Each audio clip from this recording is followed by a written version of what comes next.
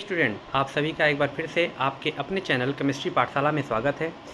आज इस वीडियो में हम लोग मानक हाइड्रोजन इलेक्ट्रोड, फैराडे नियतांक, वैद्युत अपघटन और फैराडे के विद्युत अपघटनी संबंधी क्या नियम हैं, इन पर जो अंकित प्रश्न आते हैं, जो बोर्ड में पूछे जाते हैं, उन सभी को हम आज यहाँ पर देखेंगे। तो चलिए सबसे पहले हम शुरू करते हैं। जो हमारा पहला टॉपिक है वो है मानक हाइड्रोजन इलेक्ट्रोड। मानक हाइड्रोजन इलेक्ट्रोड, जिसको इंग्लिश में हम स्टैंडर्ड हाइड्रोजन इलेक्ट्रोड कहते हैं, और कई बार बोर्ड की परीक्षाओं में इसको शॉर्टकट में पूछ लेता है। जैसे यहाँ पे स्टैंडर्ड को यस लिख देगा, हाइड्रोजन के लिए एच लिख देगा और इलेक्ट्रोड के लिए ई लिख देगा। अब ये एस एच ही लिख दिया, इसका मतलब भी मानक हाइड्रोजन इलेक्ट्रोड के बारे में ही आपको बात करनी है। क्या होता है ये मानक हाइड्रोजन इलेक्ट्रोड, चलिए इसको समझते हैं। देखिए, जो मानक हाइड्रोजन इलेक्ट्रोड का ये फिगर अगर आप देखें तो इसमें होता ये है कि जो हमारा मानक हाइड्रोजन इलेक्ट्रोड है, इसमें यह एक प्लेटिनम का तार होता है जो कि आपको दिखाया जा रहा है, और उसके नीचे यहाँ पर देखिए आपको प्लेटिनम की यहाँ पर एक पन्नी लगी होती है। यानी उसी प्लेटिनम के तार के नीचे सबसे नीचे की ओर प्लेटिनम की एक पन्नी लगी है। इसको हम कहते हैं प्लेटिनम इलेक्ट्रोड, क्योंकि यहीं पर ही अभिक्रिया होती है और इस पन्नी पर महीन पिसा हुए प्लेटिनम का लेप यानी लेयर चढ़ा होता है। समझ में आ गया। इसके साथ ही साथ इस तार को हमने जिस विलयन में डुबोया है वो HCl की 1 मोलर सांद्रता वाला विलयन है। मतलब HCl जब भी टूटता है तो आपको क्या देता है, H+Cl-, यानी ऐसे विलयन में डुबोया गया है जिस विलयन में हाइड्रोजन आयन कितने होने चाहिए, 1 मोलर, या यूँ कह लें 1 मोल प्रति लीटर। यानी हाइड्रोजन आयन के 1 मोल 1 लीटर विलयन में होने चाहिए। ठीक है। इसके साथ ही साथ हम लोगों ने यहाँ पर देखिए तो इस प्लेटिनम वायर को पैक किया हुआ है, सील किया हुआ है। किससे? ये जो ग्लास का बना हुआ है, ये शीशे का बना एक पात्र होता है जिसमें इसको पैक किए रहते हैं। ठीक है। और साथ ही साथ इसको जब हम विलयन में डुबोते हैं तो विलयन में डुबोने के बाद इसमें हमको हाइड्रोजन गैस की धारा प्रवाहित करनी होती है। इसके लिए यहाँ पर हमने एक ऐसा व्यवस्था किया है कि देखिए इस रास्ते हाइड्रोजन गैस विलयन के अंदर आएगी। ठीक है। ये हाइड्रोजन गैस यहाँ पे आएगा। अब ये याद रखिएगा कि ये जो आप मानक हाइड्रोजन इलेक्ट्रोड पढ़ रहे हैं, ये एक रेफरेंस इलेक्ट्रोड कहलाता है या निर्देश इलेक्ट्रोड कहलाता है। अब ये निर्देश इलेक्ट्रोड क्या है? देखिए, निर्देश इलेक्ट्रोड उन इलेक्ट्रोडों को कहते हैं जिनके इलेक्ट्रोड विभव का मान फिक्स होता है, और अगर आप थोड़ी बहुत विद्युत धारा भी उनमें प्रवाहित कर दीजिए तो भी उनके इलेक्ट्रोड विभव का मान बदलता नहीं है। ठीक है। अब हाइड्रोजन का इलेक्ट्रोड विभव कितना होता है? अगर आपको विद्युत रासायनिक श्रेणी याद होगी तो विद्युत रासायनिक श्रेणी में हाइड्रोजन का मान था 0। तो याद रखिएगा इसका जो सेल विभव होगा यानी E0 होगा वो कितना होगा? 0 वोल्ट होता है। यानी इसका कोई विभव होता ही नहीं है, इसका मान 0 होता है। ठीक है। अब यहाँ पर 2 चीज़ें होती हैं। इसकी खास चीज़ क्या है कि ये कभी कभी एनोड भी बन जाता है, कभी कभी कैथोड भी बन जाता है। अच्छा, जब ये एनोड बनेगा तब क्या काम करेगा? जब ये एनोड बनता है तो एनोड बनते समय मान लीजिए कि ये एनोड की तरह बर्ताव कर रहा है, तब क्या होगा? और अगर ये कैथोड बन गया तब क्या करेगा? दोनों में अंतर को समझते हैं। तो जब ये एनोड बनता है तो होता क्या है कि जो आप ये हाइड्रोजन गैस दिए हैं ये आता है विलयन में, और आपको मालूम है विलयन किसका है? HCl का है। यानी यहाँ पर H+ और Cl- आयन होंगे। तो आपका ये जो हाइड्रोजन आता है ये विलयन में आते ही H+ का रूप लेने लगता है।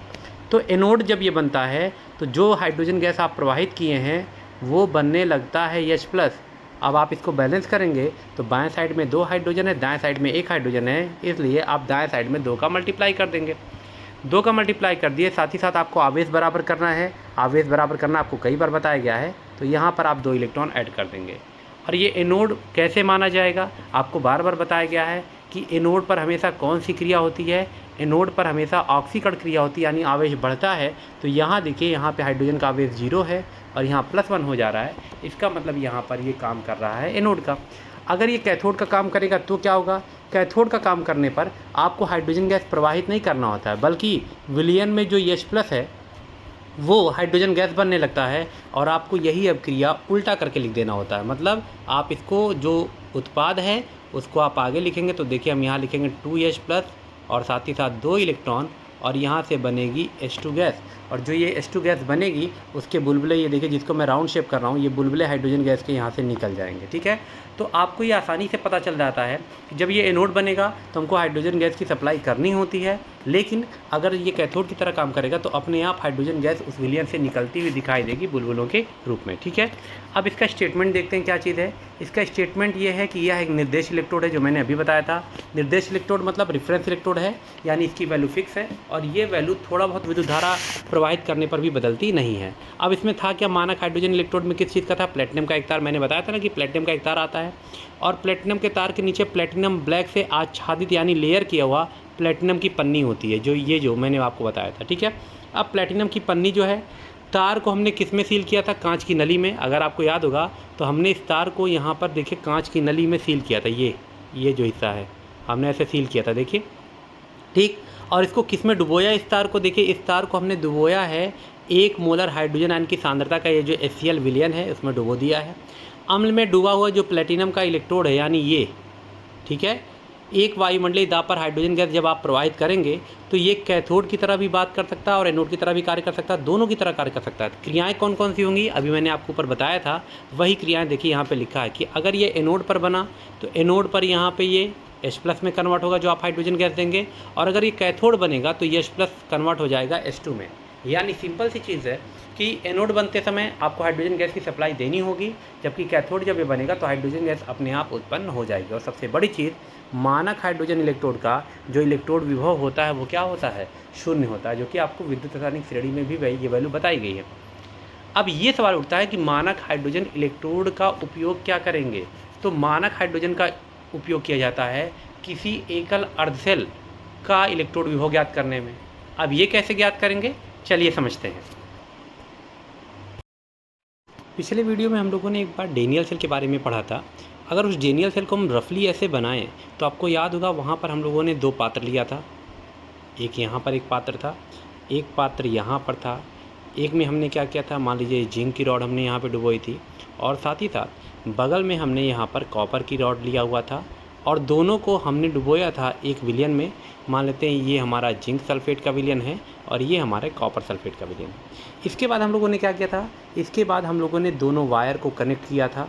चलिए भाई, दोनों वायर को कनेक्ट करेंगे, बीच में वोल्टामीटर लगा दिया था, और साथ ही साथ इन दोनों को हमने जोड़ दिया था साल्ट ब्रिज से या लवण सेतु से। ठीक है, अब ये हमने जब किया था तो यहाँ पर इस वोल्टामीटर में जो रीडिंग आई थी वो दोनों की कंबाइंड आई थी। मतलब यहाँ पर इस वोल्टामीटर में जो भी रीडिंग आपको दिखाई दे रही है वो जिंक और कॉपर दोनों की मिला के है। लेकिन आप चाह रहे हैं कि नहीं भाई, हमको केवल एक अर्धसेल का मालूम हो, या तो जिंक का मालूम हो जाए या कॉपर का। अब कैसे मालूम करेंगे, तो इसका एक आसान तरीका ये होता है कि मान लीजिए हमको केवल जिंक का निकालना है या केवल कॉपर का निकालना है, तो आपको मदद लेनी पड़ेगी मानक हाइड्रोजन इलेक्ट्रोड की। अब वो कैसे काम करेगा, चलिए बताते हैं।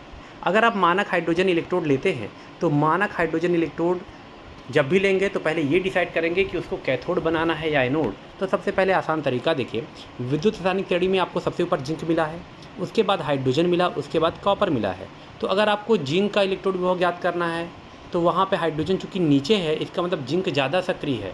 अगर जिंक ज़्यादा सक्रिय है तो ये यहाँ पर एनोड बन जाएगा, और तब आपका हाइड्रोजन यहाँ पर क्या बनेगा, कैथोड बनेगा। लेकिन अगर आप हाइड्रोजन कॉपर की तुलना करेंगे तो हाइड्रोजन ऊपर है, तो यहाँ पर आपका हाइड्रोजन एनोड बनेगा और कॉपर को वहाँ पे क्या बनना पड़ेगा, कैथोड। बात समझ में आ रही है? तो चलिए पहले हम आपको समझाते हैं जिंक का। चलो मान लो हमको जिंक का इलेक्ट्रोड विभव ज्ञात करना है, तरीका वही है, फिर हम वही काम करेंगे। हम एक पात्र लेंगे, उसमें जिंक की एक छड़ को रखेंगे जो कि जिंक सल्फेट के विलयन में यहाँ पे डूबा हुआ है। अब इसकी मदद करने के लिए या इसका इलेक्ट्रोड विभव याद करने के लिए हम स्टैंडर्ड हाइड्रोजन इलेक्ट्रोड को बुलाएंगे। क्या है स्टैंडर्ड हाइड्रोजन इलेक्ट्रोड? एक पात्र होगा जिसमें आपको मालूम है हाइड्रोजन क्लोराइड का विलयन भरा होगा, जो कि मैंने बताया था 1 मोलर का। और इसमें होता क्या है, प्लेटिनम का एक तार है जिसके नीचे प्लेटिनम की पन्नी लगी है, जिस महीन पिसे हुए प्लेटिनम से आच्छादित है या लेयर्ड है। साथ ही साथ इसको हम लोगों ने क्या किया था, ग्लास ट्यूब में पैक किया हुआ है, और यहाँ पर हाइड्रोजन गैस के आने के लिए भी हम लोगों ने यहाँ पर एक रास्ता दिया हुआ था। बात समझ में आ रहा है? अब दोनों इलेक्ट्रोड अगल बगल आ गए हैं। आप एक काम करिए, दोनों के तारों को कनेक्ट करिए, बीच में वोल्टामीटर या गैल्वेनोमीटर लगा के, ये देखिए हमने कनेक्ट कर दिया। साथ ही साथ दोनों के विलयनों को भी जोड़िए। किससे जोड़ेंगे? लवण सेतु यानी साल्ट ब्रिज से। ठीक है, ये आपने साल्ट ब्रिज से कनेक्ट कर दिया। देखिए आपका पूरा सेल कंप्लीट हो गया। अब जब पूरा सेल कंप्लीट हो गया, अभिक्रियाएँ शुरू होंगी। तो अभिक्रियाओं के शुरू होने के बाद क्या होगा कि यहाँ पर जो वोल्टामीटर में है उसमें रीडिंग आएगी, और वो रीडिंग आएगी किसकी? अभी मैंने बताया था कि स्टैंडर्ड हाइड्रोजन इलेक्ट्रोड की वैल्यू कितनी होती है, 0। तो यानी मानक हाइड्रोजन इलेक्ट्रोड का विभव तो शून्य है, तो उसकी तो कोई रीडिंग बनेगी नहीं। यानी यहाँ वोल्टामीटर में जो भी रीडिंग आएगी वो किसकी आएगी, जिंक की आएगी। इसका मतलब हम एकल इलेक्ट्रोड विभव भी मानक हाइड्रोजन इलेक्ट्रोड की तरह ज्ञात कर सकते हैं। बात समझ रहे हैं ना। इसी तरीके से अगर आपको कॉपर के लिए लिखना है तो कॉपर के लिए कैसे करेंगे। अब आपको मालूम है कॉपर हाइड्रोजन में हाइड्रोजन ऊपर है, तो हाइड्रोजन एनोड बनेगा, तो आपको हाइड्रोजन बनाना पड़ेगा इधर। मतलब यहाँ पे आप जो इलेक्ट्रोड लेंगे, प्लेटिनम का तार, प्लेटिनम की पन्नी ग्लास ट्यूब से पैक की हुई, साथ ही साथ यहाँ पे हाइड्रोजन के आने का रास्ता भी आप देंगे। ठीक है, ये हाइड्रोजन है और आप यहाँ पर हाइड्रोजन के आने का रास्ता भी बना दीजिए। चलिए यहाँ पे ये हमने रास्ता बना दिया। ठीक है, ये हमारा मानक हाइड्रोजन इलेक्ट्रोड हो गया, जो कि डुबोया किस में गया है, HCl के विलयन में डुबोया गया है। अब यहाँ पे जब आप क्या करेंगे, कॉपर की बात करेंगे, तो आप कॉपर का रॉड लाइए। देखिए यहाँ पे हम कॉपर का रॉड लाएंगे, डुबो दिया हमने किस में, कॉपर सल्फेट के विलयन में। फिर वही काम करना है, दोनों के वायर को कनेक्ट करिए, बीच में वोल्टामीटर लगाइए और दोनों के विलयनों को भी लबड़ सेतु से ला करके जोड़ देंगे। अब यहाँ पर जो भी रीडिंग आएगी, चूँकि ये हमारा कॉपर है, तो जो रीडिंग आएगी वो केवल कॉपर की आएगी। क्यों? क्योंकि इसका इलेक्ट्रोड विभव कितना होता है, 0। तो इस वोल्टामीटर में जो भी रीडिंग आएगी वो केवल किसकी होगी, कॉपर की।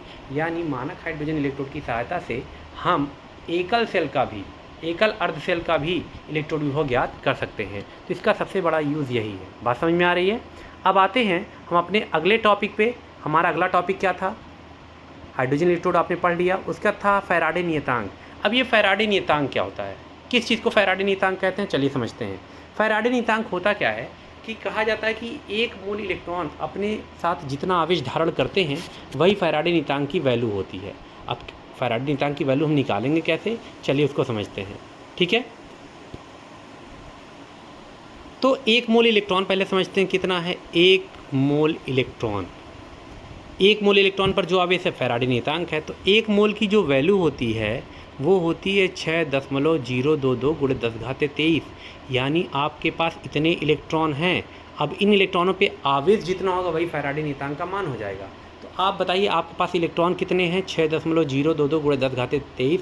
एक इलेक्ट्रॉन पे आवेश कितना होता है अगर आप जानते होंगे, तो एक इलेक्ट्रॉन पे आवेश होता है 1.6 × 10⁻19 कूलाम होता है। सी मतलब यहाँ कूलाम से है।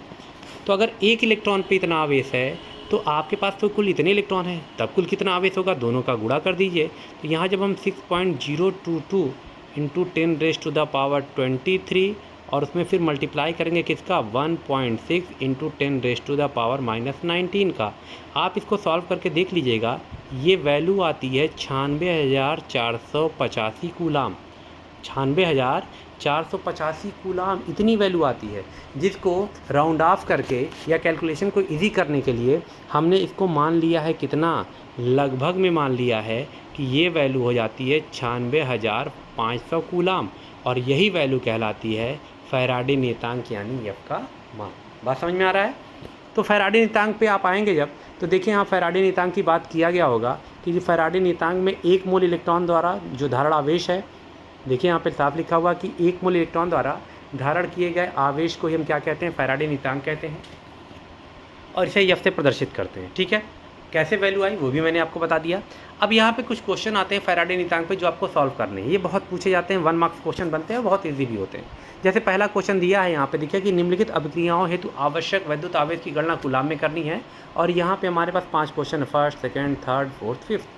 पाँचों क्वेश्चन के लिए आवश्यक वैद्युत आवेश की गणना कूलाम में करनी है। पहला क्या है, 1 मोल Cu++ को Cu में बदलना है। तो देखिए आपको आसान काम ये करना, उसका आसान तरीका मैं आपको बता दूं। सबसे पहले जिसमें बदलने की बात कर रहा है ना, आप एक काम करेंगे, उस समीकरण को कंप्लीट कर लेंगे। कैसे, जैसे हमको Cu++ को किस में बदलना है, Cu में। तो ये देखिए आप Cu++ को अगर कन्वर्ट करना चाहेंगे Cu में, तो आप खुद देखिए परमाणु बराबर है, केवल आवेश बराबर नहीं। आवेश को बराबर करने के लिए इलेक्ट्रॉन जोड़ते हैं। इलेक्ट्रॉन कैसे जोड़ते हैं ये आपको पिछले वीडियो में बताया गया, वहाँ से जाके आप देख लेंगे। अब यहाँ पर हम यहाँ जोड़ देंगे कितने इलेक्ट्रॉन, तो भाई 2 आवेश है, 2 प्लस है तो 2 इलेक्ट्रॉन जोड़ देंगे। इसका साफ मतलब है कि अगर ये 1 मोल है, कितना मोल है, 1 मोल। कैसे पता, इसके आगे कुछ नहीं लिखा तो 1 मानेंगे। अगर ये 1 मोल है तो इलेक्ट्रॉन कितना लग रहा है, डबल। यानी ये अगर 1 मोल है तो ये कितना हो जाएगा, 2 मोल हो जाएगा। यानी 2 मोल इलेक्ट्रॉन लगेंगे। और अभी मैंने बताया था 1 मोल इलेक्ट्रॉन पे 1 फैराडे आवेश होता है, तो 2 मोल इलेक्ट्रॉन मतलब कितने फैराडे आवेश हो गए। 2 फैराडे। लेकिन आपसे कहा कि गणना भाई कूलाम में करनी है हमको, तो 2 फैराडे को कूलाम में कैसे बदलेंगे? 2 गुणे फैराडे नियतांक का मान आपको मालूम है कितना होता है? 96,500 कूलाम होता है। आप इसको अगर सॉल्व करेंगे तो ये आएगा 0,003 और यहाँ हो जाएगा 19। ठीक है, इतना कूलाम आवेश चाहिए हमको। बात समझ रहे हैं? अब इसको लिखने का तरीका वो भी देख लीजिए। देखिए, हमने सबसे पहले क्रिया लिखा, उसका 1 मोल इलेक्ट्रॉन इसका था, तो यहाँ पे साफ दिया है कि 1 मोल Cu डबल प्लस को Cu में परिवर्तित करने के लिए आवश्यक वैद्युत आवेश 2 फैराडे चाहिए। फैराडे नियतांक का मान रख दीजिए, आपका आंसर आ जाएगा। बात समझ में आ रहा है?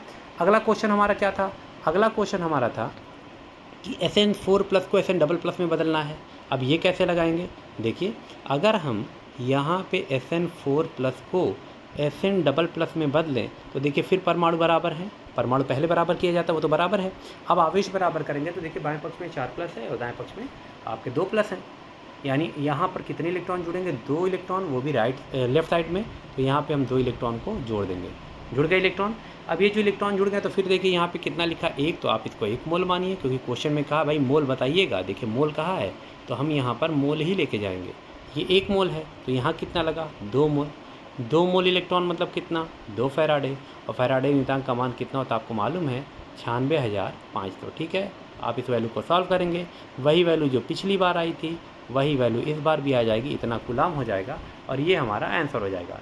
लिखने का तरीका वो भी बहुत ज़रूरी होता है। तो देखिए यहाँ पर हमने लिख करके उसको बताया हुआ है 2 गुणे 96 और फिर हमारा ये आंसर यहाँ पर आ जाएगा। ठीक है, आते हैं अगले क्वेश्चन पे जो थर्ड पार्ट है। थर्ड पार्ट को थोड़ा सा ध्यान से देखिएगा। यहाँ बच्चे जल्दबाजी करते हैं और ये क्वेश्चन गलत होने के चांसेस हैं। आप यहाँ देखिए, यहाँ लिखा है MnO4 पे सिंगल माइनस को कन्वर्ट करना है किस पे? Mn डबल प्लस में। अब कई बच्चे तुरंत इलेक्ट्रॉन जोड़ने चले जाते हैं। नहीं भाई, पहले आप यहाँ देखिए परमाणु ही बराबर नहीं है। जैसे बाएं तरफ एक मैग्नीज है, दाएं तरफ भी एक Mn है, यानी मैग्नीज बराबर है। लेकिन बाएं साइड में देखिए यहाँ 4 ऑक्सीजन है और दाएं साइड में ऑक्सीजन नहीं है। तो याद रखिएगा, ऑक्सीजन की कमी को पूरा करने के लिए आपने फर्स्ट ईयर में पढ़ा होगा आयन इलेक्ट्रॉन विधि, समीकरण संतुलित करने की। नहीं जानते तो याद रखिएगा, ऑक्सीजन को संतुलित करने के लिए हमेशा आप H2O जोड़ेंगे। कितने ऑक्सीजन चाहिए? 4, तो आप 4 H2O जोड़ेंगे। आपको 3 ऑक्सीजन चाहिए होता तो आप 3 H2O जोड़ते हैं। अब आपने यहाँ 4 H2O जोड़ दिया तो यहाँ देखिए हाइड्रोजन कितना हो गया? एक H2O में 2 हाइड्रोजन होता है और 4 बार है तो कुल हाइड्रोजन हो जाएगा 8। हाइड्रोजन को बैलेंस करने के लिए आपको H+ जोड़ना होता है, तो वहाँ 8 हाइड्रोजन है तो आप यहाँ 8H+ जोड़ेंगे। अब देखिए आपके परमाणु हो गए बराबर। परमाणु बराबर होने के बाद आपको जोड़ना होगा इलेक्ट्रॉन। कैसे जोड़ेंगे? चलिए वो भी बताते हैं आपको। उसको जोड़ने के लिए सबसे पहला काम आप देखिए, आपके पास ये जो प्लस है वो कितनी बार है? 8 बार है। तो यानी हमारे पास प्लस है कितनी बार? हम यहाँ लिख दे रहे हैं प्लस है 8 बार। और माइनस कितनी बार है? केवल 1 बार। तो +8 में से -1 चला गया, तो यानी इस साइड का जो टोटल आवेश आएगा वो आएगा +7। ये हमने लिख दिया। इस साइड में कितना आवेश अगर आप देखेंगे तो 2 ही प्लस है। तो आप देखिए इस साइड में बाएं साइड में +7 आवेश आया और दाएं साइड में +2 आया। कितने का अंतर आ रहा? 5 का। तो हम 5 इलेक्ट्रॉन जोड़ेंगे किधर जिधर आवेश बड़ा होगा। अब आप बताइए +7 बड़ा होता है या +2? तो +7 बड़ा होता है। तो आप यहाँ पर कितने इलेक्ट्रॉन जोड़ देंगे? 5 इलेक्ट्रॉन जोड़ दिया आपने। अब फिर वही चीज़, आंसर हमारा आ गया। देखिए यहाँ पे जब इसका 1 मोल था तो यहाँ इलेक्ट्रॉन कितने लगेंगे? 5 मोल। और 5 मोल इलेक्ट्रॉन मतलब कितना फैराडे होता है? 5 फैराडे। और फैराडे को अगर कूलाम में बदलेंगे तो 5 गुणे फैराडे नियतांक का मान 96,500 कूलाम कर दीजिए, कैलकुलेट कर लीजिए, आपका आंसर आ जाएगा। लिखने का तरीका चलिए देखिए उसको भी बता दे रहे हैं। यहाँ देखिए MnO4 माइनस को जब जोड़ा है तो यहाँ पर आपका 5 फैराडे आया है और 5 फैराडे के बाद उसको कैलकुलेट करके यहाँ पर लिख दिया गया है। समझ में आ रहा है? इसके साथ ही साथ अगले क्वेश्चन को भी देखते हैं।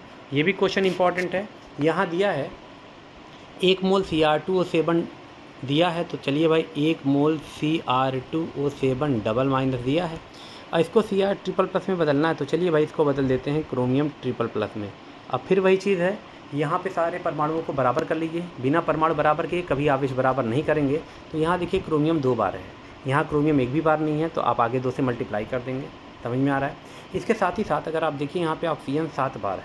अगर ऑक्सीजन 7 बार है तो मैंने बताया था ऑक्सीजन को बैलेंस करने के लिए हमको क्या जोड़ना चाहिए? H2O।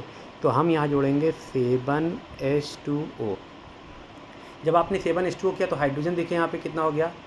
एक H2O में 2 हाइड्रोजन और 7 बार है, तो यानी कुल हमारे पास 14 हाइड्रोजन है। लेफ्ट साइड में एक भी हाइड्रोजन नहीं है, तो हम यहाँ पर जोड़ देंगे 14H+, क्योंकि हाइड्रोजन को संतुलित करने के लिए H+ जोड़ते हैं। अब आप जोड़ लीजिए आवेश कितना है। देखिए यहाँ पर माइनस कितनी बार है? 2 बार, तो लिखेंगे -2। और यहाँ पे प्लस में 14 का मल्टीप्लाई हो रहा है, यानी कुल आवेश हो जाएगा +14 इज़ इक्वल टू, देखिए तो +14 में से -2 चला गया तो यहाँ बचेगा कितना, यहाँ बचेगा +12। और यहाँ देखिए कितना आवेश है, 3 प्लस में 2 का मल्टीप्लाई हो रहा है, ये हो जाएगा 2 3 6। अब आप दोनों पक्षों के आवेश का अंतर देखिए, यहाँ पे +12 है और यहाँ पे +6 है, यानी 6 का अंतर आया तो 6 इलेक्ट्रॉन जोड़ेंगे किधर, जिधर आवेश की वैल्यू ज़्यादा होगी, किधर ज़्यादा है +12 की ओर, तो आप यहाँ पर जोड़ देंगे 6 इलेक्ट्रॉन। अब आप देखिए इसके 1 मोल के लिए इसका कितना मोल लग गया, 6 मोल। 6 मोल इलेक्ट्रॉन मतलब 6 फैराडे, और फैराडे नियतांक अगर आप मान रख दें तो 6 × 96,500 कर दीजिएगा, आपका कूलाम में आंसर आ जाएगा। तो देखिए इस चीज़ को भी सॉल्व करके यहाँ बताया गया है। Cr2 में देखिए 6 मोल आया हुआ है, इसको कर देंगे। फिर हमारा लास्ट क्वेश्चन आता है Cr++ को Cr में बदलना है, फिर वही चीज़ है। अगर हम क्रोमियम++ को क्रोमियम में बदलेंगे तो देखिए यहाँ परमाणु बराबर हैं, आवेश बराबर करना है, तो यहाँ 3 प्लस है, यहाँ कुछ नहीं मतलब 0 है, तो दोनों पक्षों के आवेश में कितने का अंतर आ रहा है, 3 का, तो 3 इलेक्ट्रॉन आप इधर जोड़ देंगे। अब यहाँ से साफ पता चल रहा है कि यहाँ पर इसके 1 मोल के लिए इसका कितना, 3 मोल यानी 3 फैराडे लगेगा, और फैराडे नियतांक का मान आप यहाँ पर कैलकुलेट कर सकते हैं। ठीक है, तो ये क्वेश्चन हो गया। फिर क्वेश्चन बदल देता है, क्वेश्चन ऐसा भी दे देगा जैसे मैंने अगला क्वेश्चन आपको यहाँ दिया है, अभिक्रिया Al++ से Al, और यहाँ पे एल्युमिनियम में अगर 6.75 ग्राम एल्युमिनियम प्राप्त करना है तो विद्युत धारा की कितनी मात्रा लगेगी, विद्युत धारा की आवश्यकता कितनी होगी, यानी कूलाम में इसको भी बताना है। तो कैसे लगाएंगे इस क्वेश्चन को, देखें इस क्वेश्चन को लगाने के लिए सबसे पहले इसी अभिक्रिया को जैसे है वैसे लिख लीजिएगा। तो देखिए हमने यहाँ लिख लिया है कि भाई Al पे 3+ है, और यहाँ पे चूँकि बैलेंस करके अभिक्रिया दिया तो और अच्छी बात है, यहाँ पर हो जाएगा Al, ये अभिक्रिया दिया है।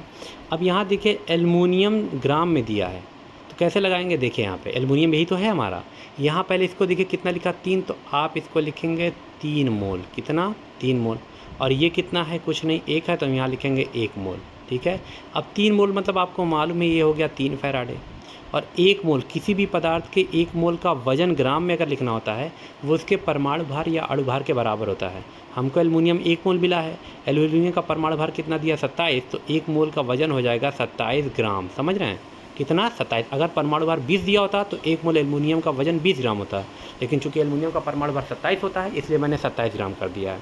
अब आप यहाँ पर देखिए 3 फैराडे मतलब अगर आप चाहेंगे तो 3 × 96,500 कूलाम अगर आप गुणा कर लीजिए तो कितना आ जाएगा, 0059, यानी कितना आ गया, ये आ गया 2,89,500 क्या कूलाम आ गया, कितने मोल के लिए 27 ग्राम।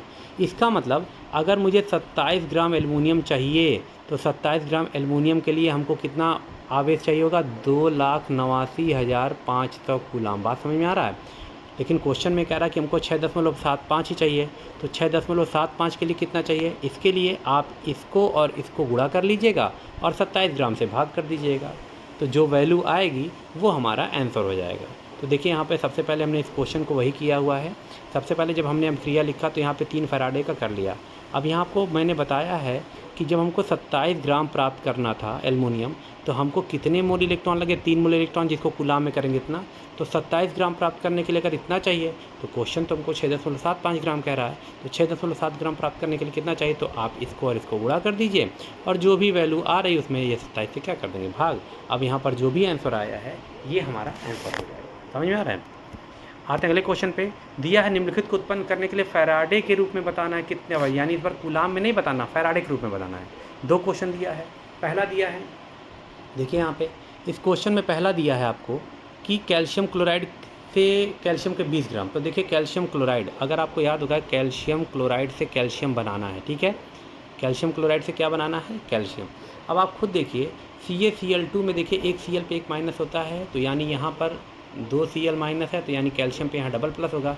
इसका मतलब हमको कैल्शियम डबल प्लस से कैल्शियम बनाना है, तो सबसे पहले हम यहाँ समीकरण लिखेंगे कि Ca डबल प्लस से हमको क्या बनाना है, Ca। हमको यहाँ क्लोरीन से कोई मतलब नहीं क्योंकि हमको कैल्शियम प्राप्त करना है। इस समीकरण को अगर आप बैलेंस करेंगे तो यहाँ पे कितना हो जाएगा, 2 इलेक्ट्रॉन। 2 इलेक्ट्रॉन मतलब मालूम है सबको कितना फैराडे हो जाता है, 2 फैराडे। और यहाँ कैल्शियम कितना मिला है, 1 मोल। आपको मैंने अभी बताया था कि 1 मोल किसी भी पदार्थ की वैल्यू उसके परमाणु भार के बराबर होती है। कैल्शियम का परमाणु भार जो होता है वो होता है 40। इसका मतलब 1 मोल कैल्शियम का जो वजन ग्राम में होगा वो कितना ग्राम होगा, 40 ग्राम। अब आप खुद ही देख लो 40 ग्राम के लिए कितना आवेश चाहिए, 2 फैराडे, और हमको 20 ग्राम बनाना है। तो 40 ग्राम के लिए 2 फैराडे, तो 20 ग्राम के लिए 1 फैराडे। लिखने का तरीका वो आप बिल्कुल देख लें, एग्ज़ाम में लिखना भी महत्वपूर्ण होता है। चलिए देखें यहाँ पे हमने सबसे पहले बताया कि CaCl2 से Ca मिलना है। अब CaCl2 में कैल्शियम पे आवेश कितना था, Ca पे डबल प्लस, तो हमने अब क्रिया बराबर कर लिया। देखिए 1 मोल का उसका वजन 40 ग्राम। अब देखिए 40 ग्राम के लिए 2 फैराड है, तो 20 ग्राम के लिए कितना होगा, आप इसको और इसको गुणा करके और जो 40 है उसे भाग कर दीजिए, आपका आंसर आ जाएगा। अगला क्वेश्चन एक था कि गलित Al2O3 से Al के कितने ग्राम, 40 ग्राम।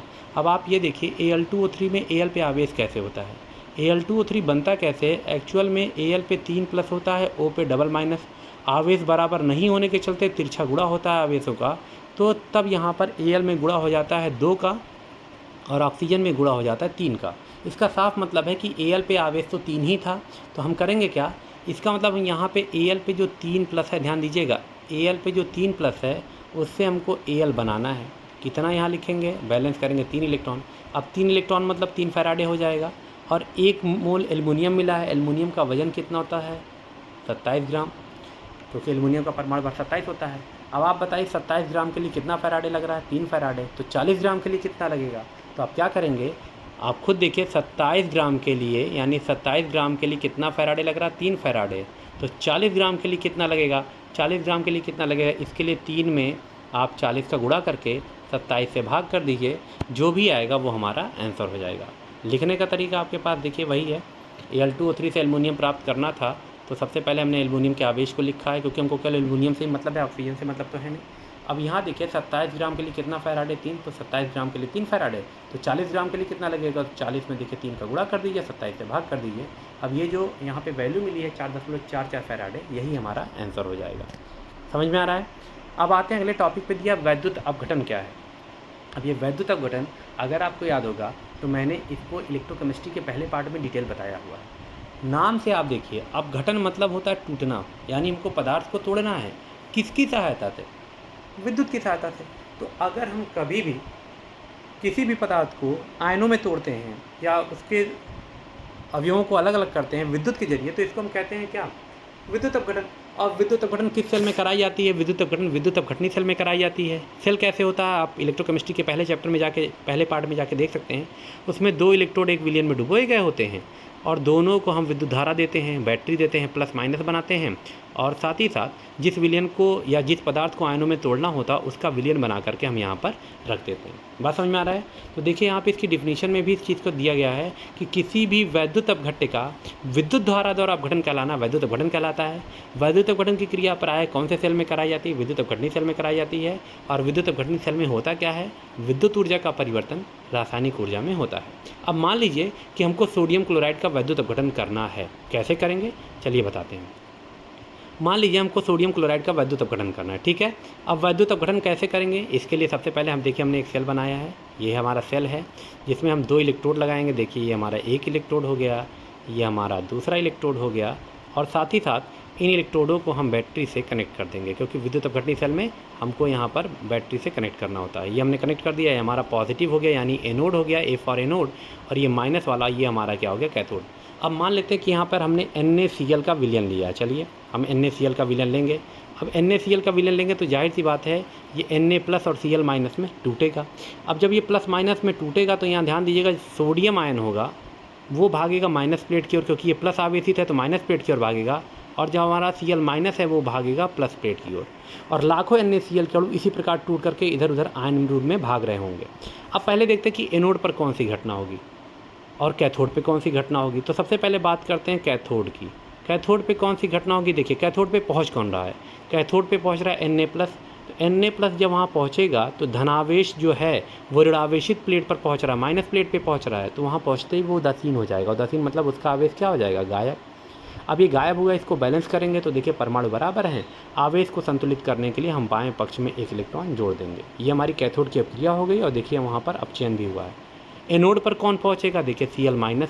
जब ये Cl माइनस एनोड पर पहुंचेगा तो चलिए देखते हैं एनोड पर कौन सी क्रिया होगी। Cl माइनस हमारा ये जब पहुंचेगा तो ये भी उदासीन होगा, क्योंकि ये भी ऋणावेशित आयन है, और धनावेशित प्लेट पे पहुंचेगा ये भी उदासीन होगा। इस बार हम क्या करेंगे, इसको बैलेंस करने के लिए इलेक्ट्रॉन जोड़ देंगे। ऐसे लाखों Cl वहाँ पहुँचेंगे, और बाद में 2-2 Cl के एटम आपस में जुड़ के Cl2 गैस बना लेंगे, यानी ये Cl2 गैस बन जाएगी। क्यों? क्योंकि क्लोरीन हमेशा गैस अवस्था में होती है। तो Cl का अभी एक परमाणु पहुँचा है, दूसरा परमाणु पहुँचेगा, तीसरे परमाणु पहुँचेंगे और बाद में दो परमाणु आपस में मिल करके क्लोरीन गैस बना लेंगे। यहाँ मैं एक चीज़ आपको बताना चाहता हूँ जो फैराडे के नियम से संबंधित है कि विद्युत अपघटन की प्रक्रिया में दो बातें आपके सामने आई हैं। पहला, ये सोडियम चूँकि धातु है तो ये प्लेट पर जा करके एकत्रित हुआ, यानी सोडियम क्या हुआ है, जमा हुआ है, एकत्रित हुआ, ये याद रखिएगा। लेकिन एनोड पर जो पहुंचा है क्लोरीन, वो गैस है, वो वहाँ से मुक्त हो जाएगी, उड़ जाएगी। तो वैद्युत अपघटन की क्रिया में याद रखिएगा दोनों चीज़ें होती हैं, या तो पदार्थ एकत्रित होता है या तो पदार्थ मुक्त हो जाता है। डिपेंड करता है उसकी अवस्था कैसी है। सोडियम धातु है, ठोस है, तो वो उड़ नहीं सकती, तो वह एकत्रित होगी, लेकिन क्लोरीन गैस है तो वह एकत्रित नहीं होगी। तो फिलहाल हुआ क्या यहाँ पे, अगर आप देखें यहाँ पे तो एनोड पर क्या हुआ है और कैथोड पे जो हमारा Na+ था वो Na में बदल गया, यानी कैथोड पे कौन सी क्रिया हुई, कैथोड पे हो गया अपचयन। और यहाँ देखिए Cl का -1 से यहाँ पे Cl 0 हो गया, यानी इसका आवेश बढ़ गया है, यानी हमारे एनोड पे कौन सी क्रिया हुई है, एनोड पे हमारी क्रिया हुई है कौन सी, ऑक्सीकरण। बात समझ में आ रहा है? अब इसको हम कैसे समझेंगे, तो चलिए देखिए वैद्युत अपघटन की क्रिया में जब आपने सोडियम क्लोराइड का वैद्युत अपघटन किया तो सोडियम क्लोराइड का वैद्युत अपघटन करने पर कैथोड पर क्या हुआ, कैथोड पे हमारा जो सोडियम आयन था वो सोडियम में क्या हो गया, अपचयन उसका हो गया। और एनोड पर जो क्लोराइड आयन था यानी Cl- आयन था उसका क्लोरीन में क्या हो गया है, ऑक्सीकरण हो गया है। समीकरण आपके सामने है, इसको आप लिख लेंगे। ठीक है, जब आप ये टॉपिक ख़त्म करेंगे तो तुरंत फैराडे के विद्युत अपघटनी संबंधी नियम आ जाएंगे। विद्युत अपघटन में हम लोगों ने किया क्या था, विद्युत धारा दिया, बैटरी से जोड़ा था ना, विद्युत धारा दिया और विद्युत धारा जोड़ देने के बाद दो में से एक चीज़ तो होनी है, या तो पदार्थ एकत्रित हुआ या तो पदार्थ मुक्त हुआ। तो फैराडे ने इसी से संबंधित नियम दिया है। ठीक है, अब वो नियम क्या है चलिए उसको देखते हैं। देखिए फैराडे के विद्युत अपघटनी संबंधी नियम है, इसमें फैराडे ने किस बात का चर्चा किया हुआ है, फैराडे ने विद्युत अपघटन की जो प्रक्रिया थी उस विद्युत अपघटन की प्रक्रिया में जो विद्युत धारा की कितनी मात्रा आपने दी है और जो मुक्त हुआ या एकत्रित हुआ पदार्थ है उसकी मात्रा कितनी मिली है, उसके बीच एक संबंध बनाया है। और इसके लिए उन्होंने कितने नियम दिए हैं, दो नियम दिए हैं, जिसको हम फैराडे के विद्युत अपघटनी संबंधी नियम कहते हैं। अब आते हैं फैराडे के वैद्युत अपघटनी संबंधी प्रथम नियम पे। प्रथम नियम क्या है, आप खुद सोचें, अगर हमने एक विद्युत अपघटनी सेल जैसे लिया था यहाँ पे और हमने यहाँ बैटरी लगाई थी, अगर हम सपोज़ कीजिए कि बैटरी थोड़ी देर के लिए लगा करके फिर बंद कर दें, बैटरी को ऑफ कर दें, तो क्या यहाँ पर जो पदार्थ मुक्त या एकत्रित होगा उसका द्रव्यमान कम मिलेगा या ज़्यादा मिलेगा? भाई जब आपने अब क्रिया ही थोड़े समय के लिए की है तो मुक्त या एकत्रित पदार्थ का द्रव्यमान भी आपको क्या मिलेगा, कम। लेकिन अगर आप वही बैटरी से लगातार विद्युत धारा देते, यानी ज़्यादा मात्रा में वैद्युत आवेश प्रवाहित करते, तो पदार्थ का एकत्रित द्रव्यमान या मुक्त पदार्थ का द्रव्यमान भी ज़्यादा मिलता, क्योंकि अब क्रिया देर तक होती। तो यही चीज़ याद रखिएगा, फैराडे के विद्युत अपघटन के नियम इस बात का कहा गया है कि मुक्त या एकत्रित पदार्थ का जो द्रव्यमान होता है वो वैद्युत धारा की मात्रा या यूँ कह लें वैद्युत आवेश उसके अनुक्रमानुपाती होता है, यानी W प्रोपोर्शनल टू क्या होता है, Q होता है। और बाद में जब आप ये अनुक्रमानुपाती का चिन्ह हटाएंगे तो यहाँ पर हम लाते हैं Z, एक स्थिरांक है जिसको विद्युत रासायनिक तुल्यांक कहते हैं, और यहाँ पर तब हमारे पास फार्मूला होता है W = ZQ। तो देखिए फैराडे के विद्युत अपघटन के नियम में पहले वही चीज़ की बात किया गया है कि वैद्युत अपघटन की प्रक्रिया में किसी भी इलेक्ट्रोड पे, चाहे वो मुक्त हो या एकत्रित पदार्थ का जो द्रव्यमान है ना, विलयन में उपस्थित प्रवाहित की गई वैद्युत धारा की मात्रा जो कि वैद्युत आवेश भी है, क्या अनुक्रमानुपाती होता है। अब मान लीजिए कि किसी विद्युत अपघटन की क्रिया में आपने Q कूलाम का आवेश दिया था, ठीक है। अगर आपने Q कूलाम आवेश प्रवाहित किया है तो पदार्थ का कुछ न कुछ तो द्रव्यमान मिला होगा जिसको हम W कहेंगे। तो फैराडे का नियम साफ कहता है कि द्रव्यमान अनुक्रमानुपाती है वैद्युत आवेश के, तो द्रव्यमान है W, आवेश है Q, तो अनुक्रमानुपाती है। अगर यहाँ से चिन्ह हटाएंगे अनुक्रमानुपाती का, बराबर लाएंगे कि स्थिरांक लाएंगे जिसको Z कहते हैं, तो W बराबर हो जाएगा ZQ। और यहाँ पे Z क्या है, उस पदार्थ का, जो पदार्थ एकत्रित हो रहा है उसका विद्युत रासायनिक तुल्यांक है, जिसको हम आगे समझेंगे। अब यहाँ पे इस फार्मूले को हम और भी मॉडिफाई कर सकते हैं। कैसे? आपने फिजिक्स में पढ़ा होगा कि अगर I एम्पियर की धारा हम t सेकंड तक प्रवाहित करते हैं तो आवेश Q बराबर होता I × T। तो क्या मैं इस फार्मूले में जहाँ W = ZQ लिखा है, क्या मैं यहाँ W = Z × I × T लिख सकता हूँ कि नहीं लिख सकता हूँ? तो ये देखिए हमारा एक फार्मूला और तैयार हो गया, एक W = ZQ और एक W = ZIT हो जाएगा।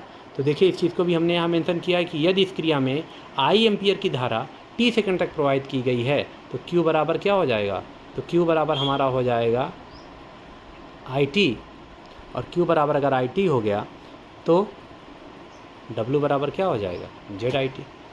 बात समझ रहे हैं। अब इसके बाद यहाँ पे हम क्या करेंगे, W बराबर जब ZIT हो गया है तो यहाँ पर Z है विद्युत रासायनिक तुल्यांक। इसकी भी परिभाषा कई बार पूछ लेता है। इसकी भी परिभाषा अगर पूछ लिया कि W बराबर ZIT क्या है तो आप बिल्कुल मत घबराइएगा। आप इसी ये फार्मूले से ही विद्युत रासायनिक तुल्यांक की परिभाषा बनाएंगे। कैसे, अगर हम I मतलब विद्युत धारा, हम मान लेते हैं 1 एम्पियर की धारा हमने कितने सेकंड तक प्रोवाइड की, 1 सेकंड। क्यों, MKS पद्धति में समय का मात्रक सेकंड है तो हमने 1 सेकंड माना है। अब I इंटू टी अगर कर दिया तो I भी हमने 1 माना है, T 1 माना, तो W बराबर कितना हो जाएगा, W बराबर हो जाएगा Z। और यहीं से हमारे विद्युत रासायनिक तुल्यांक की परिभाषा बनेगी। क्या परिभाषा बनेगी कि यदि हम 1 एम्पियर की विद्युत धारा 1 सेकंड तक प्रोवाइड कर दे किसी वैद्युत अपघटन की क्रिया में तो पदार्थ का जितना द्रव्यमान एकत्रित होगा वही उसका कहलाएगा विद्युत रासायनिक तुल्यांक। बात समझ में आ रहा है। विद्युत रासायनिक तुल्यांक का मात्रक क्या होगा, आप यहाँ से देख रहे हैं W बराबर क्या था, ZQ, तो यहाँ से Z बराबर क्या हो जाएगा, W/Q। W क्या है, वेट है यानी या भार या द्रव्यमान है।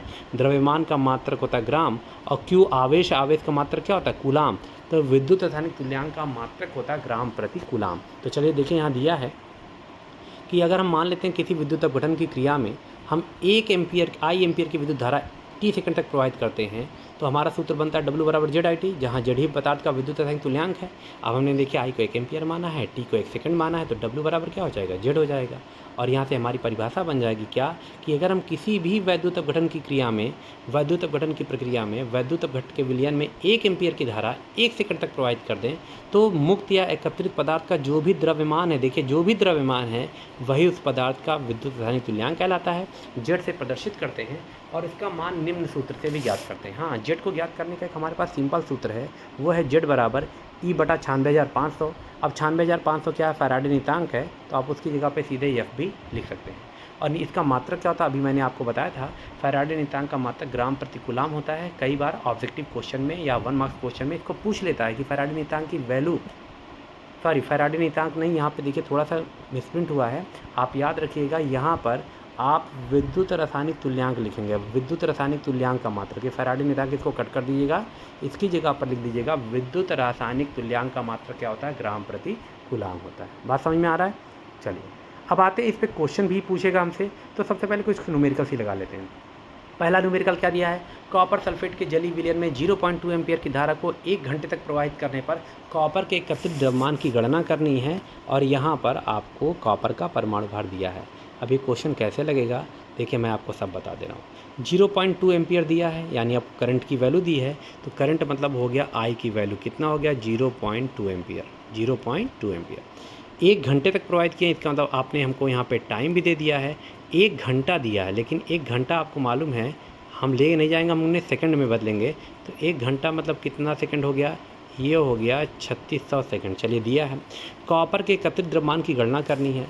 अब आप खुद सोचें, हमको सूत्र लगाना है W बराबर ZIT। ZIT क्यों IT लगाएंगे, क्योंकि I की वैल्यू T की वैल्यू दी है, इसका साफ मतलब हमको Z की वैल्यू निकालनी पड़ेगी। अब ये सवाल उठता है कि Z की वैल्यू कैसे निकालेंगे, तो अभी आपको बताया तो था, Z बराबर होता है E यानी तुल्यांकी भार बटा 96,500। अगर ये W की वैल्यू मैं निकाल ले गया तो मेरा काम हो जाएगा। अब Z निकालने के लिए हमको E चाहिए यानी पदार्थ का तुल्यांकी भार चाहिए, वो कैसे निकलेगा, तो ज़रा भी परेशान मत होइए। आप देखिए, आपने कॉपर सल्फेट लिया था, कॉपर सल्फेट का सूत्र क्या होता है, कॉपर सल्फेट का सूत्र होता है CuSO4 यानी SO4 पर डबल माइनस है तो कॉपर पे क्या है, डबल प्लस। इसका मतलब यहाँ पे कॉपर की जो संयोजकता है या कॉपर पर जो आवेश है वो कितने की है, 2 की है। हम तुल्यांकी भार कैसे निकालेंगे, देखिए किसी भी परमाणु का तुल्यांकी भार निकालने के लिए एक आसान काम ये करना होता है कि जो उसका परमाणु भार है कितना है, 63.5 है, उसको उसकी संयोजकता से आप भाग कर दीजिए। अभी आपने देखा था कॉपर पे कितना था, 2 प्लस था, तो आप इसको यहाँ पर अगर तुल्यांकी भार निकालेंगे जिसको E से लिखेंगे, आप इसको सॉल्व करेंगे तो ये वैल्यू आ जाएगी 31.75।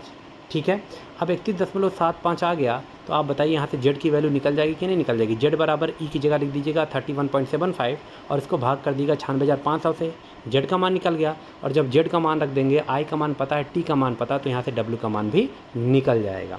आइए देखते हैं इस क्वेश्चन को लिखने का तरीका क्या होता है। लिखना भी उतना ही मेन होता है जितना समझना, क्योंकि एग्ज़ाम में आपके समझ के क्वेश्चन नहीं सॉल्व करते हैं, आपके लिखने का तरीका भी मायने रखता है। तो देखिए यहाँ पे सबसे पहले आई की वैल्यू, टी की वैल्यू, कॉपर का परमाणु भार दिया था तो हमने तुल्यांकी भार कैसे निकाला, परमाणु भार बटा संयोजकता। यही एक तरीका ही होता है किसी परमाणु का तुल्यांकी भार निकालने का। हमने यहाँ पे सॉल्व किया तो देखिए ये वैल्यू आ गई 31.75। फिर हमने कॉपर का विद्युत रासायनिक तुल्यांक लिया है, जेड बराबर ई बटा 96,500 किया है, ये आ गया हमारा इतना। फैराडे का पहला नियम लगा दिया, W बराबर जेड आई टी, वैल्यू आपको सब पता है, सारी वैल्यू रख दी है। जगह जेड की वैल्यू इतना, आई की वैल्यू 0.2 एम्पियर, टी की वैल्यू 3600। अब जब सॉल्व करेंगे तो ये जो वैल्यू आएगी वो आपकी ग्राम में आ जाएगी। ठीक है, अगले क्वेश्चन को देखते हैं। दिया है एक सिल्वर वोल्टामीटर, वोल्टामीटर भी एक प्रकार का अपघटनी सेल होता है। कितने एम्पियर की धारा दिया है, अब दिया 1 एम्पियर की धारा। 1 एम्पियर की धारा मतलब आपको दे दिया है आई की वैल्यू 1। कितने मिनट तक प्रोवाइड करेंगे, 1 मिनट। तो आपको मालूम है 1 मिनट में कितने सेकंड होते हैं, 60 सेकंड होते हैं। तो आप सीधे लिख देंगे यहाँ पे 60 सेकंड। ठीक है, साथ ही साथ प्रोवाइड करने पर यहाँ देखिए सिल्वर एकत्रित हुआ, यानी सिल्वर का भार भी दे दिया है। W बराबर दे दिया है 0.067 दे दिया है। अब कह रहा है एकत्रित सिल्वर के विद्युत रासायनिक तुल्यांक की गणना करनी है। तो ये बहुत आसान है। यहाँ पे सूत्र क्या लगाएंगे, W बराबर क्या लगाएंगे, जेड आई टी। अब आप देखिए W पता है, I पता है, T पता है, तो यहाँ से Z का मान निकल जाएगा। हो जाएगा कि नहीं हो जाएगा, तो आप इसको यहाँ पर लगा सकते हैं। देखिए उसमें वही किया हुआ है और यहाँ पर विद्युत रासायनिक तुल्यांक का मान निकालना है। तो यहाँ पे आप विद्युत रासायनिक तुल्यांक का मान इजीली निकाल सकते हैं। ठीक है, यहाँ पे आपको ये नहीं करना था, तुल्यांकी भार लिखने का कोई मतलब ही नहीं है। आपको I दिया है, T दिया है, W दिया है। अगर ये 3 चीज़ें दिया है तो बाकी का स्टेप, फिजूल स्टेप हम नहीं करेंगे, हम सीधे सूत्र लगाएंगे और सूत्र लगाने के बाद W बराबर जेड आई टी, यहाँ पे देखिए जेड की वैल्यू निकाल देंगे। जेड का मात्रक ध्यान रखिएगा, जेड का मात्रक होता है क्या, ग्राम प्रति कूलम। ठीक है, ये आप कर लेंगे। अगले क्वेश्चन में फिर दिया है एक वोल्टामीटर में 2.5 एम्पियर। तो 2.5 एम्पियर दिया है, यानी आई की वैल्यू आपको दे दिया है। 15 मिनट तक दिया है। 15 मिनट का मतलब आपको मालूम होना चाहिए कि 15 मिनट मतलब होता है 15 × 60 करेंगे तो वो आ जाएगा 900 सेकेंड। तो यानी आपको टी की वैल्यू दिया है कितना, 900 सेकेंड। आई की वैल्यू, टी की वैल्यू दिया है, ग्राम दिया है कैथोड, यानी डब्लू का मान भी दिया है। और फिर आपसे कह रहा है इसके विद्युत रासायनिक तुल्यांक की गणना करनी है। सेम वही चीज़, अगर आपको आई टी दिया है तो आप सीधे सूत्र लगा दीजिएगा, डब्लू बराबर जेड आई टी। ठीक है, तो यहाँ पर देखिए इस क्वेश्चन को सॉल्व करेंगे। आई की वैल्यू दी है, टी की वैल्यू दी है, एकत्रित द्रव्यमान दिया। फिर आपको ये लिखने का कोई मतलब नहीं है, ये टाइपिंग मिस्टेक है, इसको आप हटा देंगे, इसको कोई मतलब ही नहीं है। आप सीधे विद्युत रासायनिक तुल्यांक निकालिए। आपको आई पता है, टी पता है, तो कॉपर का एकत्रित द्रव्यमान डब्लू दिया है, ये निकालना है। सीधे सूत्र लगाइए, डब्लू बराबर जेड आई टी, और यहाँ पर देखिए डब्लू की वैल्यू रख दीजिए, आई की वैल्यू रख दीजिए, टी की वैल्यू, और यहाँ से जेड की वैल्यू हमारी आ जाएगी। ठीक है, फिर अगला दिया है 6.8 ग्राम तांबे को किसी वस्तु पर 1 घंटे में चढ़ाने के लिए कितनी विद्युत धारा की आवश्यकता होगी। अब यहाँ पर आपको विद्युत धारा यानी आई निकालनी है। तो देखिए यहाँ पर डब्लू की वैल्यू दिया है, चलिए लिख देते हैं। डब्लू की वैल्यू कितना दिया है, 6.8 ग्राम। ठीक, चलिए ये हो गया। 1 घंटे में चढ़ानी है तो टाइम 1 घंटा आपको दिया। टाइम 1 घंटा मतलब कितना होता है, 1 घंटा मतलब होता है 3600 सेकेंड। तो आपको 3600 सेकेंड टाइम भी दिया है। और चढ़ाने के लिए कितनी विद्युत धारा आई की है, और यहाँ पर विद्युत रासायनिक तुल्यांक भी दिया, यानी जेड बराबर भी दिया है। कितना दिया है, जेड बराबर दिया है 3.3 × 10⁻⁻4 ग्राम पर कूलम। अब आई की वैल्यू निकालनी है तो हमारा सूत्र क्या होगा, डब्लू बराबर क्या हो जाएगा, जेड × आई × टी। ठीक है, तो आपको W की वैल्यू पता है, Z की वैल्यू पता है, T की वैल्यू पता है। तो सॉल्व करेंगे तो यहाँ से I की वैल्यू निकलेगी और वो एम्पियर में होगी। तो देखिए यहाँ पे इसको सॉल्व किया गया है। यहाँ पे कॉपर का द्रव्यमान दिया है, विद्युत रासायनिक तुल्यांक दिया है, समय दिया है। आप सूत्र लगाएंगे, यहाँ से I की वैल्यू निकल जाएगी। अगले क्वेश्चन में आते हैं। अगला क्वेश्चन दिया है ऑक्सीजन का तुल्यांकी भार 8 है, ऑक्सीजन के विद्युत रासायनिक तुल्यांक की गणना करनी है। तो चलिए इस क्वेश्चन को हम शॉर्टकट में आपको बता देते हैं। तुल्यांकी भार यानी E दिया है, तुल्यांकी भार को किसे लिखते हैं, ई से। तो आपको यहाँ पर ई की वैल्यू दी है। ऑक्सीजन के लिए ई बराबर कितना दिया है, 8 दिया, बहुत बढ़िया।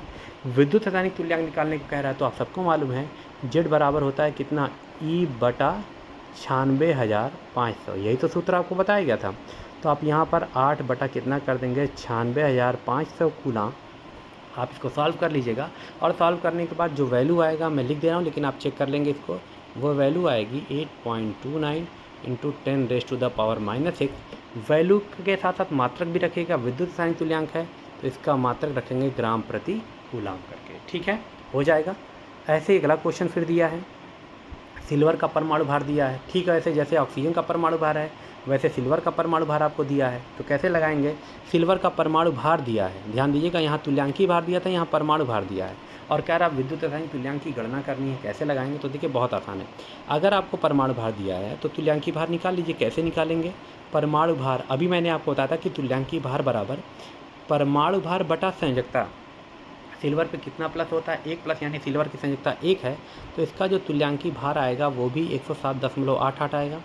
जब ये हो जाए तो आप यहाँ पे जेड निकाल लीजिए। जेड बराबर कितना होता है? ई बटा 96,500 कूलाम कर दीजिए। आपको क्या करना है? वैल्यू रखना है, तो 107.88 और इसको भाग कर देंगे 96,500 कूलाम से। आप इसको सॉल्व कर लीजिएगा तो ये वैल्यू आती है 0.00118। अब इसके पीछे मात्रा क्या लिखेंगे? ग्राम प्रति कूलाम हो जाएगा। चलिए इसके बाद आते हैं अगले क्वेश्चन पे। वहाँ दिया है एक धातु लवण के विलयन में 1.5 एम्पियर की धारा। ध्यान दीजिएगा, ये क्वेश्चन थोड़ा सा अलग है। एक धातु लवण के विलयन में 1.5 एम्पियर की धारा, आई की वैल्यू दे दिया है। चलिए ठीक है, 15 मिनट तक प्रोवाइड किया गया, यानी समय दिया 15 मिनट, जिसको आप सेकंड में बदलेंगे तो ये हो जाएगा 900 सेकंड। ठीक है, 900 सेकंड। धातु यानी डब्लू का वैल्यू दिया, तो हम यहाँ लिख दे रहे हैं कि भाई हमको डब्लू की वैल्यू भी पता है। अगर धातु का परमाणु भार 112 है तो धातु की संयोजकता बतानी है। अब ये कैसे बताएंगे? तो चलो मान लेते हैं भैया कि जो धातु की संयोजकता है ये हमने यक्स मानी है। अब अगर धातु की संयोजकता यक्स है तो आप सब लोग बताइए, परमाणु भार दिया है 112, तो यहाँ पे तुल्यांकी भार निकालेंगे। तुल्यांकी भार ई बराबर हो जाएगा परमाणु भार जो कि दिया 112 बटा कितना हो जाएगा? यक्स हो जाएगा। परमाणु भार बटा संयोजकता हो गया, तुल्यांकी भार निकल गया। तुल्यांकी भार निकलने के बाद आप जेड निकाल लीजिए। जेड बराबर क्या होता है? ई बटा 96,500 कूलाम, यही तो होता है। वैल्यू रख दीजिए, ई की वैल्यू कितनी आई है? 112 बटा यक्स, और इसको भाग करेंगे 96,500 कूलाम से। जब आप इसको सॉल्व करेंगे तो यहाँ से आ जाएगा जेड बराबर कितना हो जाएगा? 112 बटा 96,500 गुणे कितना हो जाएगा? यक्स। अब आप देखिए यहाँ पर क्या क्या वैल्यू आपको पता है। आप देखिए, आपने जेड का मान निकाल लिया, डब्लू का मान पता है, आई का मान पता है, और यहाँ टी का मान पता है। जब ये सारी वैल्यू पता है तो आप यहाँ लिख दीजिएगा सूत्र, डब्लू बराबर क्या? जेड इंटू आई इंटू टी। डब्लू की वैल्यू रखिए, जेड की वैल्यू रखिए, आई की वैल्यू रखिए, टी की वैल्यू रखिए। इसी जेड में यक्स छुपा हुआ है तो यक्स की वैल्यू भी निकल जाएगी। कैसे? चलिए देख लेते हैं। हमने वही किया है। माना धातु की संयोजकता कितनी है? यक्स है। विद्युत धारा, समय, एकत्रित द्रव्यमान, परमाणु भार, तो हमने पहले तुल्यांकी भार निकाला। कैसे? परमाणु भार बटा संयोजकता कर लिया। देखिए 112 बटा यक्स हो गया। फिर हमने जब विद्युत रासायनिक तुल्यांक निकाला यानी ई का मान, तो ई बटा 96,500 किया। ई की वैल्यू है 112 बटा यक्स, वो रखा बटा 96,500 किया, तो यहाँ जेड का मान निकल गया। और जेड का मान निकलने के बाद जब हमने डब्लू बराबर जेड आई टी निकाला तो डब्लू का मान ये, जेड का मान ये पूरा था जो हमने रखा है, आई का मान 1.5 एम्पियर टी। अब इसको सॉल्व करते हैं, यहाँ से एक्स का मान निकालेंगे। याद रखिएगा एक्स का मान यहाँ 1.99 आया है। चूँकि संयोजकता एक पूर्णांक संख्या होती है इसलिए उसको आप पूर्णांक में बदलेंगे। अगर 1.99 आया तो 2 कर दीजिए, 1.78 आया होता तो भी 2 करते, 1.23 आया होता या 3-4 आया होता तो उसको 1 मान लेते, क्योंकि धातु की संयोजकता हमेशा कैसी होती है? पूर्णांक संख्या। तो इस बात का याद रखिएगा कि एग्ज़ाम में अगर आपको देखा तो धातु की संयोजकता को निकटतम पूर्णांक के बराबर आप लिखिएगा। बात समझ में आ रही है? चलिए इसके बाद आते हैं हम अपने अगले टॉपिक पे, जहाँ दिया फैराडे का विद्युत अपघटन का द्वितीय नियम। अब ये द्वितीय नियम क्या है? फैराडे ने ये सोचा कि अगर मैं एक साथ कई विद्युत अपघटनी सेल को श्रेणी क्रम में जोड़ दूँ, मतलब मैं मान लो कि यहाँ पर एक विद्युत अपघटनी सेल लिया है, यहाँ 2 इलेक्ट्रोड लगे हैं, फिर हमने बगल में एक और विद्युत अपघटनी सेल लगा दिया। ऐसे आप चाहें तो इनको श्रेणी क्रम में जोड़ें, एक और लगा सकते हैं। हम 2 का एग्जाम्पल लेके चल रहे हैं। अब आपने किया क्या? आपने इनको श्रेणी क्रम में ऐसे जोड़ दिया, आपने इनको ऐसे श्रेणी क्रम में क्या कर दिया? ऐसे जोड़ दिया है। बात समझ में आ रहा है ना? ऐसे जोड़ दिया है तो जाहिर सी बात है यहाँ पर भी कोई ना कोई पदार्थ एकत्रित होगा, यहाँ पर भी कोई ना कोई पदार्थ एकत्रित होगा।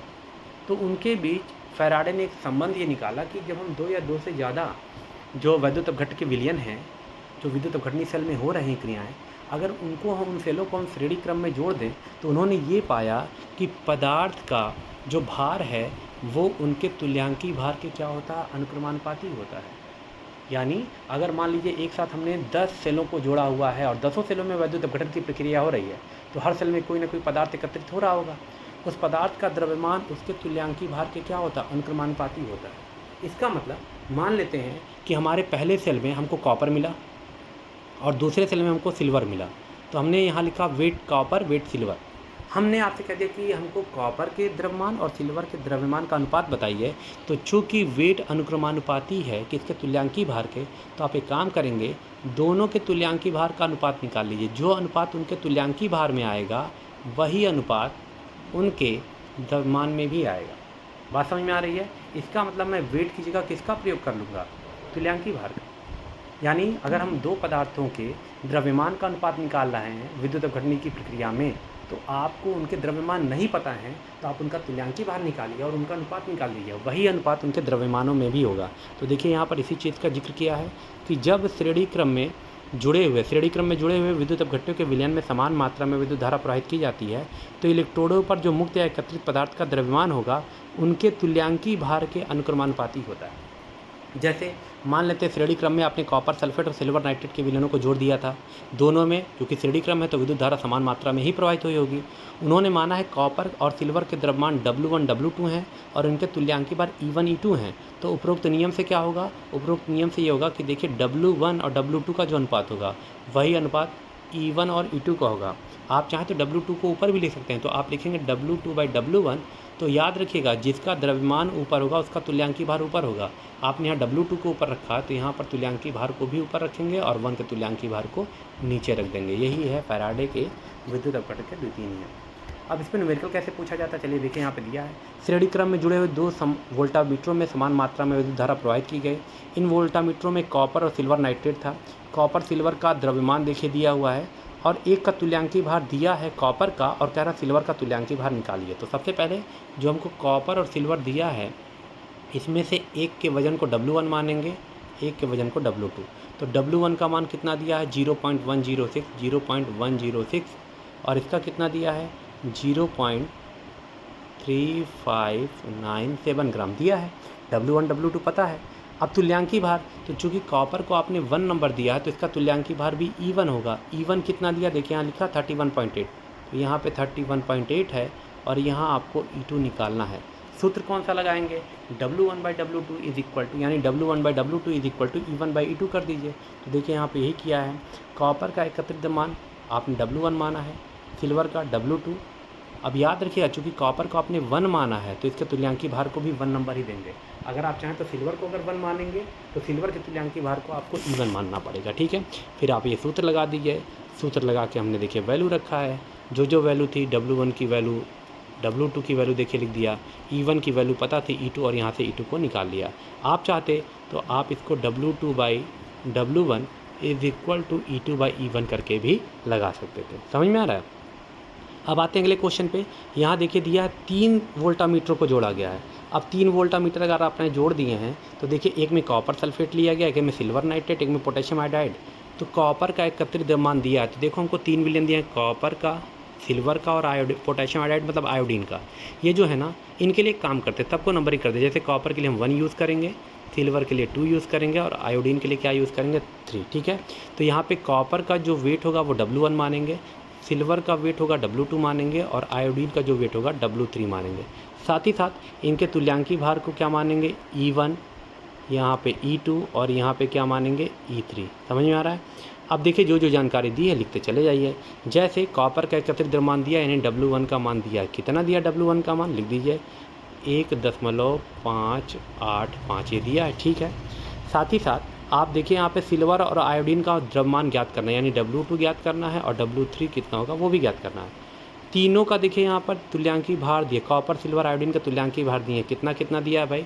एक का दिया है 31.7, एक का दिया है 108 और एक का दिया है 127। अब हम क्या करेंगे? देखिए यहाँ पर W1 की मान दिया है तो हम पहले क्या करेंगे? एक फार्मूला बनाएंगे, W1/W2 is equal to E1/2। अब आप देखिए इस फार्मूले से अगर हम ये फार्मूला लगाते हैं, यानी W1/W2 बराबर E1/2, तो देखिए W1 का मान पता है, E1 का मान पता है, E2 का मान पता है, तो यहाँ से W2 निकल जाएगा कि नहीं निकल जाएगा? तो देखिए पहले हमने वही किया है। कॉपर का एकत्रित मान को W1 माना है, कॉपर का तुल्यांकी भार हमने क्या माना है? E1, सिल्वर के लिए E2 और आयोडीन के लिए E3 माना है। और यहाँ पर W2 निकालना है और यहाँ पर W3 निकालना है। करना क्या है, पहले सूत्र लगाएंगे W1/W2 या W2/W1। बस ये ध्यान रखिएगा जिसका द्रव्यमान ऊपर होगा उसका तुल्यांकी भार भी ऊपर करेंगे। हमने वैल्यू रख दिया और यहाँ से W2 का मान निकल गया। चलिए W2 जब निकल गया तो आप फिर सूत्र क्या लगाएंगे, W3 भी आपको निकालना था। तो W3 निकालने के लिए आपने सूत्र क्या लगाया है कि W3/W1 = E3/E1। अब कोई बच्चा कह रहा है कि नहीं सर हम W3/W2 निकालना चाहते हैं। अगर आप यहाँ W2 करेंगे तो आप यहाँ E2 कर दीजिएगा। आपको W2 का मान पहले ही पता हो चुका है, ये देखिए। आप तब भी निकालेंगे तब भी W3 का मान उतना ही आएगा, वो अलग नहीं आएगा। और यहाँ इसको सॉल्व कर लीजिएगा तो आपको यहाँ पर ये मात्रा मिल जाए। तो उम्मीद करते हैं आज के इस वीडियो में जो भी टॉपिक आपको बताए गए हैं वो समझ में आ गए हैं। अगर आपको पूरा वीडियो समझ में आ रहा है तो इसको ज़्यादा से ज़्यादा शेयर कीजिए और चैनल को थोड़ा सा सब्सक्राइब कर लीजिए, वीडियो को लाइक कर दें।